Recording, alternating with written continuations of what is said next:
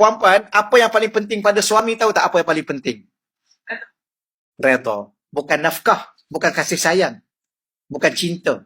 Redha. Ulama sebut ni, kita duk harap pada suami dia bagi nafkah. Kalau suami tak bagi nafkah, itu suami tak bertanggungjawab. Sudah tentu dia wajib bagi nafkah, tidak berdosa dia. Sudah tentu dia wajib bagi kasih sayang, tidak berdosa dia. Itu kita tahu, tak payah cakap. Yang paling penting puan-puan berhajat pada suami, redha suami. Sebab tu tiap-tiap malam sebelum tidur puan-puan kena minta redha. Minta 100%. Sebab kadang-kadang suami dia bagi tapi 90%. Betul. Abang redha tak pada saya? Redha. Redha ya? Yelah. Jangan tu. Sebab tu puan-puan kena pastikan bang.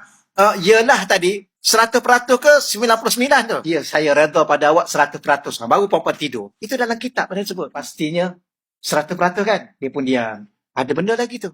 Puan-puan jangan tidur. Cakap lah bang 100%. Okeylah baiklah saya redha pada awak 100%. Semoga awak masuk syurga. Baru tidur.